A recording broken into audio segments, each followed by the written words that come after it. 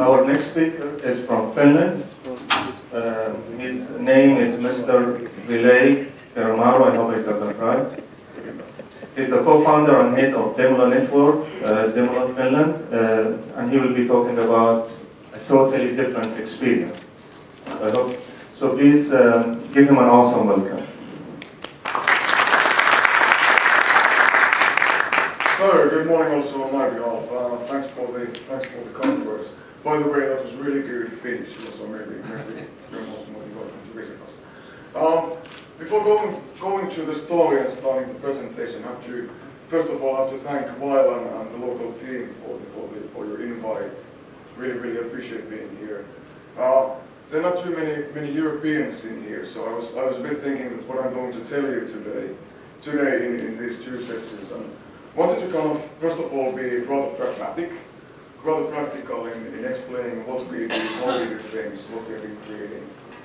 And then after the lunch break, then focusing on the things, how the practical things what we've been doing has been changing, the culture, how it has been changing, also the innovation policy and strategies, not only in our region, not only in Finland, but also European-wide and now beyond global. The thing what I would like to focus your attention is on the innovation culture. Innovation and entrepreneurship culture, the capabilities and the capacities was also highlighted yesterday. And starting to think that how scaling up practical things, focusing on repeatable innovation processes, can such a things impact on in the wider scope, the culture and the mindset of the people, academics, company experts, students, entrepreneurs in wider scope. Giving you a couple of facts from our own test lab. We're basically located in Finland. We're located in Tampere. That is the second largest city in Finland. The region is 500,000 people. We have 4 universities in town. Enormous amount of corporations, multinationals doing R&D in town. So kind of a good test bed for learning new things, having a look at what really creates impact and what doesn't give impact in you. Over the last couple of years, what we've been doing, the demo what we're focusing on today, that is basically connecting students, companies and universities into practical co-creation, practical innovation work, as we call it. We've been utilizing the same things in the International Pre-Incubation Network. So far, over the last couple of years, we have been creating 270 startup companies. Some of them are not global, some of them are just local as it normally goes. Packaging them into an innovation center locally, and especially now, during the last couple of years, focusing on building European-wide and also global partnerships with the demo platform to bridge the gap between different ecosystems and helping our universities, companies and talented people go internationally. Before describing what the demo is, I just have to start with one of my favorite comments that was stated in the last spring, in the last April, by one of the maybe the most well-known scientists from Finland, Bengt Hollister.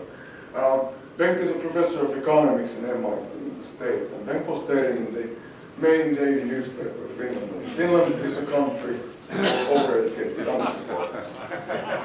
And you can imagine what kind of a nice debate this has been causing in a country that has always believed that providing a free higher education system for everyone and providing degrees for most of the people is the key to the success. And for sure it used to bring a lot of advantage for us. What is really inspiring us and why I really love this is that most of the debate, this sentence and article has been causing is about that is our education system crap. Don't we anymore believe in our education system, universities, elementary school that are ranked to be really the top among the globe. But the thing is, it's not about that. What Bengt is saying, if we dive into the question, is that there are talented people all around the globe. The question is how the talents are encouraged to develop themselves and how the society is able to use the talent. Here's one of the key things, what is also really common for European ecosystems. We have been, for decades and for a long period, we have been focusing on input into our innovation system, but not measuring and focusing on the output and scaling out and getting return on investment on those activities what we do. how we utilize the education system, how we utilize the investments, that R&D background and everything to make and be competitive also in the future. What we started with in 2008, I'm not an academic. I've been researching and teaching in the University of Tampere, University of Technology in Tampere for a while. But actually the thing behind Demolab started from cooperation side. When having a look on what we have and what we don't have, focusing on realizing that research collaboration works well, subcontracting channels works well, but maybe the thing what we are kind of missing is the better platforms, scalable platforms, how to try out new things in cross-disciplinary ways, how to build demos, prototypes, not only in technology but wider scope, to try out what really can create impact and can make profitable business and what should be scaled down. We talk quite a bit about random collisions, that how could we create systematically in our ecosystem random collisions of ideas, knowledge, people, disciplines, talented people, companies, people with different backgrounds, different level of expertise, in a systematic way, and believing that doing this may bring us something interesting out of the game. One of the sources for inspiration for us has also been this especially in Europe and also the Finnish context, this endless innovation talk. That is, people are talking about innovation, but then the question is that, like, how many of those people are actually doing things? That is kind of one of the things. From the kind of complementing the traditional knowledge transfer activities, corporate R&D that has been the dominant in our, at least in our own ecosystem, what we did, we collected a certain amount of multinationals, other SMEs, medium-sized companies in our town, had a look on what they are looking for, what are the main challenges that really confirm that trying things out in a scalable way might be the key way. And what most of those companies and people said, that they've been always recruiting the people from same universities, same departments, and just finding out that they have been only limiting the innovation capacity in the long run. So something beyond their own core competencies may be needed in order to be, maybe innovate more, maybe think more entrepreneurial, and so on. So we started from pure R&D focus and innovation focus. Then we had a look on that, who could be the actual ones who could challenge our current mindset? How could we make this happen, that it's not only innovation tool, but doing that brought our thinking into the students. With students we mean bachelor students, master students, PhD students, combining those from different backgrounds, from all of the 3 universities what we have in town and nowadays internationally. We would think wouldn't have to be only just students as we hear too often, but maybe the key innovators or maybe even the evangelists who are energizing our ecosystem in the wider scope. Of course, there's some known challenges from companies willing to co-create, collecting people from different disciplines, different universities, traditional mental resistance, having the silos, especially in the academic departments, mental resistance, no common ways to handle IPR, no common ways of working, single, small, rather stupid things often that is hindering us down in order to scale this kind of activity. And no kind of common interfaces. What are the one-stop shops for the entire region and how to be able to do such things? So we started in our town, in Tampere in Finland. During the past 2 years, we have been able to launch the demo activities in just to give you a couple of examples, Lithuania, Hungary, quite many cities in Sweden, Slovenia, Latvia, St. Petersburg, and for example now launching things in Mexico with quite many corporations and the World Bank to be mentioned. And then to be followed by, for example, UK, Germany, Italy, quite many other Latin American countries on the next year. Before going into the practicalities and opening the bonnet up a bit, how does it really work? I would like to give a floor to our students, from whom we asked approximately a year ago that, like, you have been part of the thing, we give you a totally free hand, so please write us a video about what does this mean for you from the student. So let's have a look.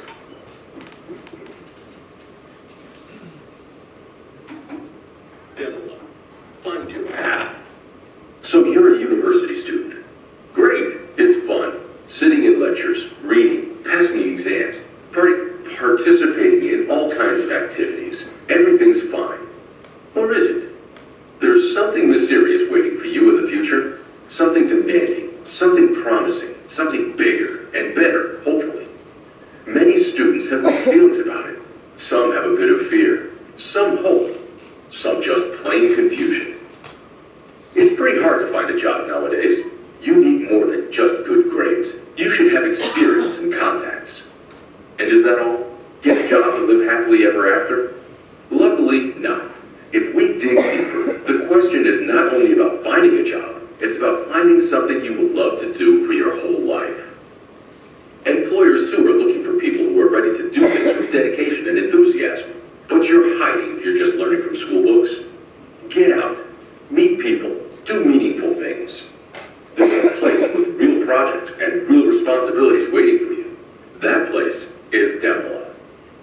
Stop hiding, start doing, and be proud. We are Demola.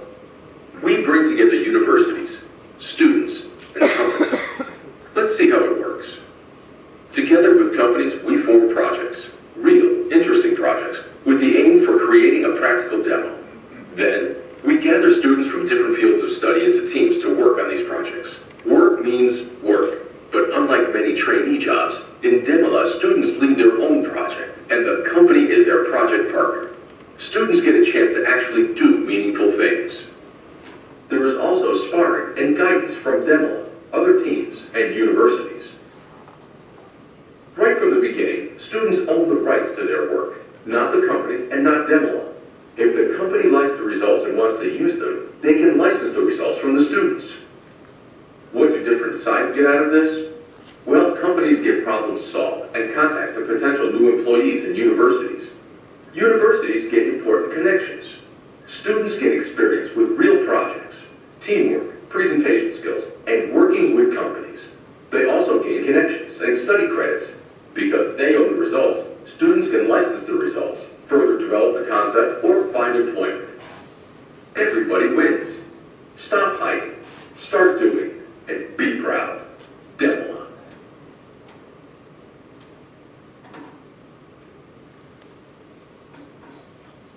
So basically in this video, there's a couple of things that really catches our attention. Like number one is that what the students are saying, there's jobs and there's jobs.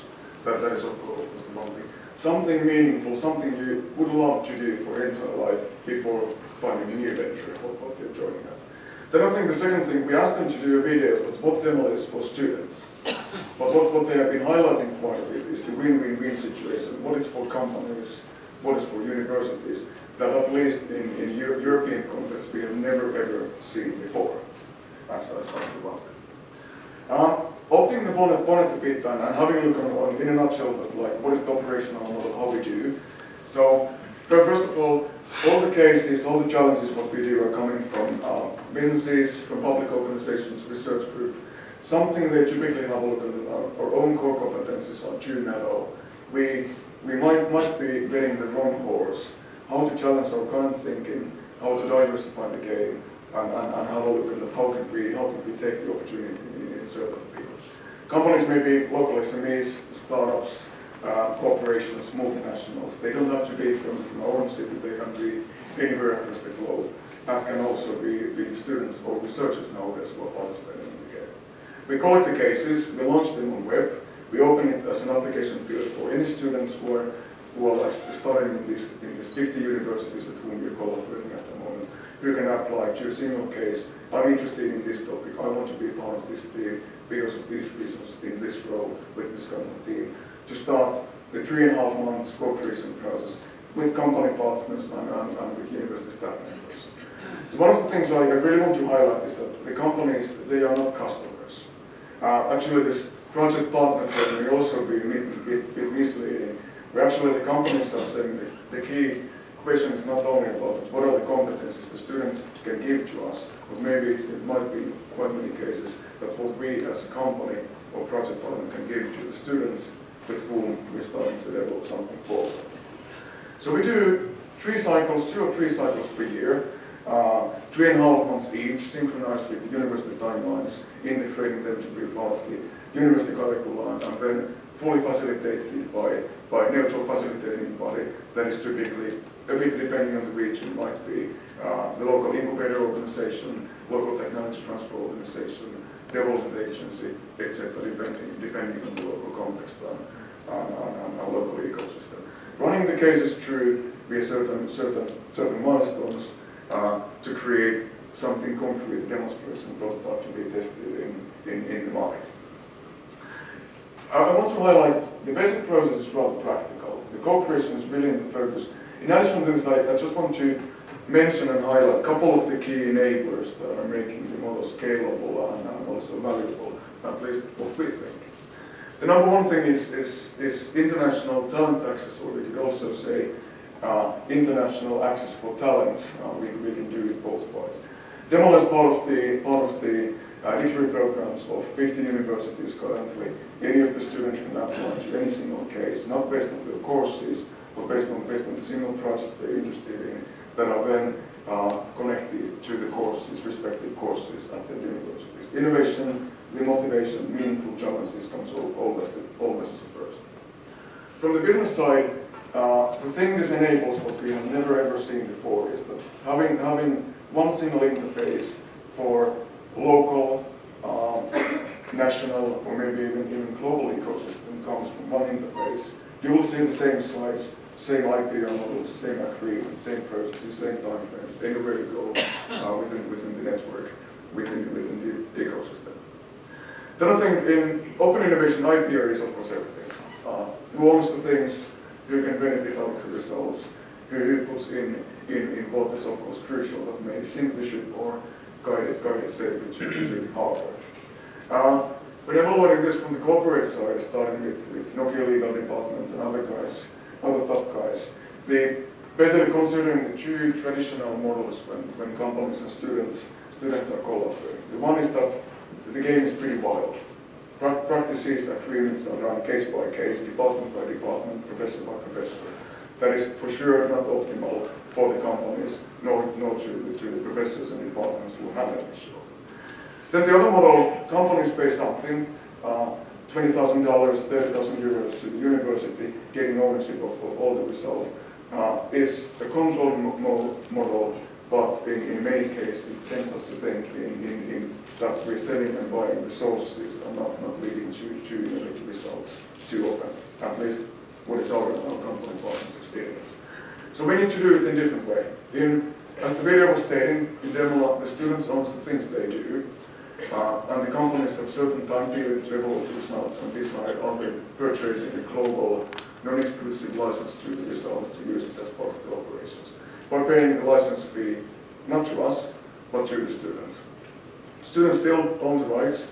What we see often, new startup companies happening, new joint ventures, new recruitments, etc., what are coming out from these frameworks. Then having a look on these known challenges and synchronizing the practicalities, I think one of the key things that we didn't start this from within a certain faculty, within a certain department, and facing the traditional cultural resistance. We were utilizing and engaging the local development company owned by the universities to be the neutral facilitating body, hiring a couple of guys, in addition to myself, to run the show, to be synchronized, and the same model is happening elsewhere. We call ourselves, okay, we're facilitators, but we're servants, making the professors' lives, companies' life, and especially students' life more easier, streamlining the process, and going through, focusing on the real value creation. We allocated, we had a really interesting discussion here with the Entrepreneurship Institute, where the different meetings and activities should be located. In many of our cases, we are in the outskirts of the campus areas, or quite often in the downtowns, happens to be quite often in the old factories, where the students, companies, researchers are on the neutral front, demilitarized zone, as some of them have been saying.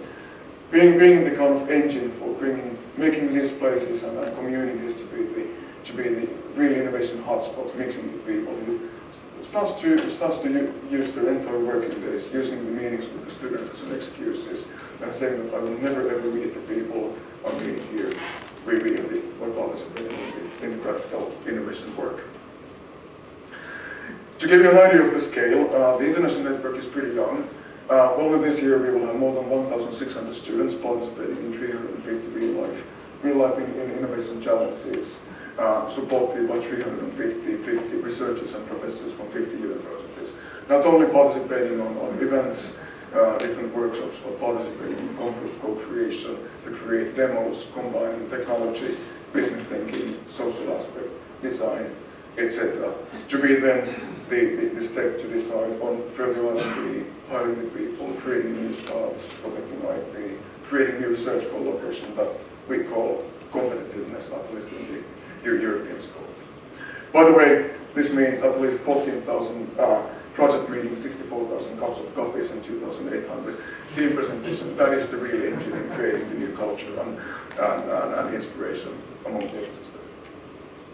What is not all in this, focusing on the practicalities, company and university interfaces, case design, IP management, agreement frames, team meetings, events, development environments, premises, problem solving, team spreading, and focusing in, basically, we're talking about platforms, focusing, letting the other people to create value, consume value, and making the community quality, making the quality assurance, making that possible by mixing the people and topics from different sources.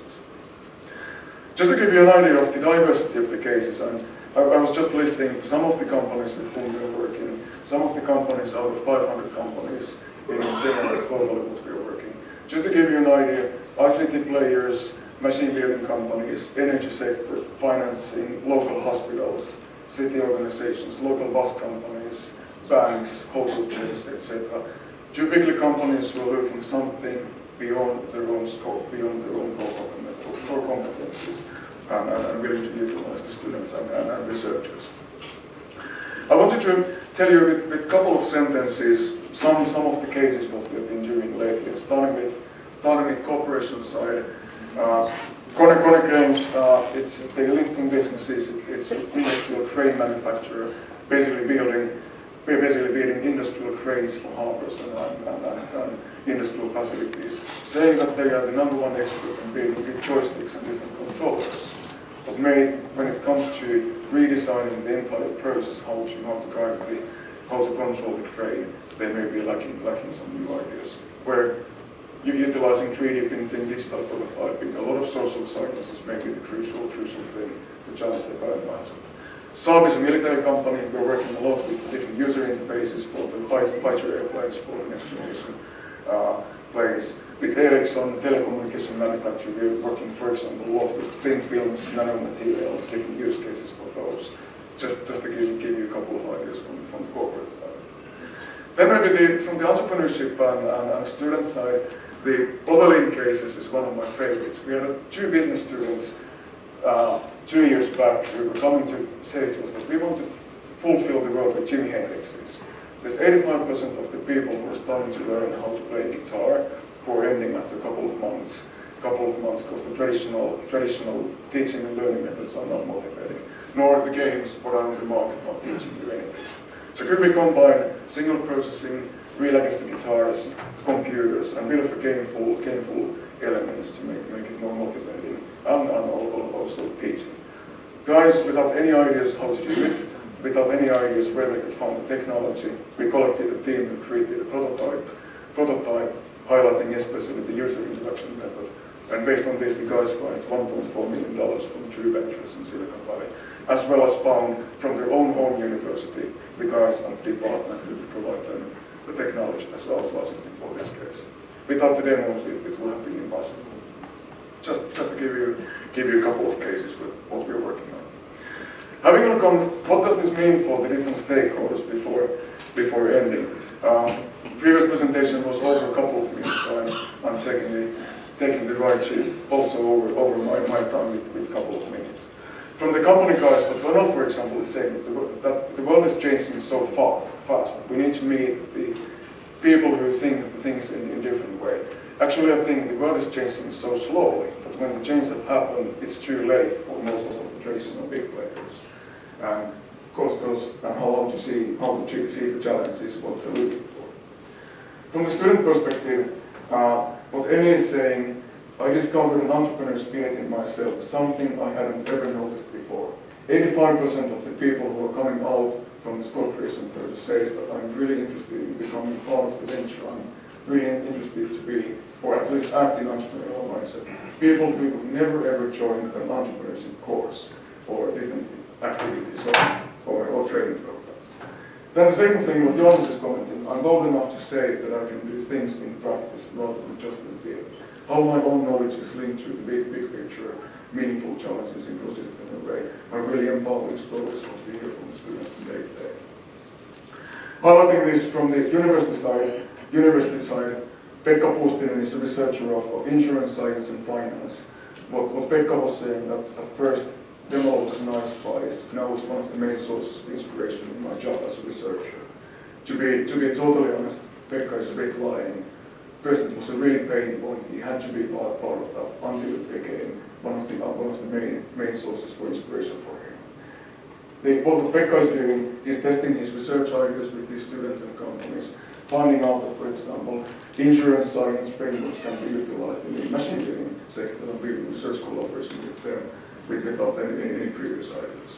And for the rectors, changing the staff mindset, making them to be more open, trying out new things, trying out new stuff, making them try more internationally, is at least in European context something that we have been lacking quite a bit, and what the ladies and gents are really looking forward. To the end, I think the question that so often is heard from the companies and students themselves and the university members is that when talking about real challenges and real cases from the industry, but not just some cases, we hear the comment and can just students create valuable results. What we think, as I briefly already mentioned, the question brings back that who is actually solving the challenge? Is it about students solving the problems of the companies?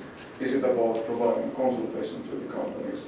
No, it's not. It's about unleashing the potential when the ones who know the problem, who have an idea of how to grow with the people who doesn't have any clue of the context, and now make them to co-create in a facilitative way, may create something pretty interesting results. Just to give you a couple of numbers and a couple of outcomes of the thing, 70% of all the projects we have done, hundreds of cases globally, have been licensed by the companies. That currently means close to 1 million euros per year as a license fees flowing to the students, plus all the new startups, jobs, research collaboration, joint ventures that are created on top of those connections and interaction what is happening in the case. But still, I think changing the mindset of the people, making them to be more open, willing to collaborate, more inspired about doing things, may be the biggest value in the long run. Not forgetting the practical outcomes of the small investment to run scalable platforms. Couple of takeaways. This is my last slide, I promise. I think in building different platforms, building different operational models, of course the IPR that's the key. Providing and thinking that how we can make a win-win-win situation. Everyone gets value, and that's the reason why they participate. But I also want to highlight this, that even, I'm an engineer, we started from technology companies and everything. What we have seen is that engaging people from social sciences with totally different backgrounds, from totally different disciplines may provide a huge competitive advantage and difference to the ones who are solving the things. As well as the neutral platform with smart facilitation to let the people focus on the value creation. Okay, my time's up. Thank you. Unfortunately, we're running out of time. I just want to remind you that Mr.Ville is going to speak again in the afternoon. Because of the time, he will take only one question.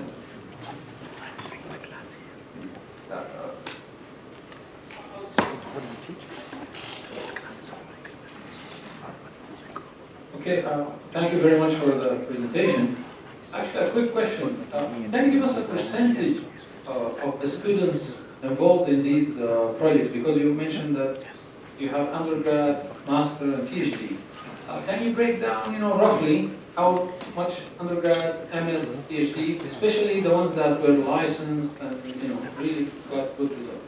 Thanks for the question. We have a couple of rules when meeting the teams. Well, first is that we never take teams that are from single or two disciplines, and I think the same applies to the different degrees of education. We tend to mix the levels in the same team, PhD students and undergrads in the same team. That seems to be the key to the success. I would say 65% are master students, and then the rest is divided by two. That is the rough percentage for the division. Thanks. Thank you. So we're going to have a short break for 10 minutes. Then we'll have our second panel at 11 o'clock. And it is something that I don't think you want to miss. We're going to host young businessmen and entrepreneurs from different industries in the kingdom. So we'll see you back at 11 o'clock.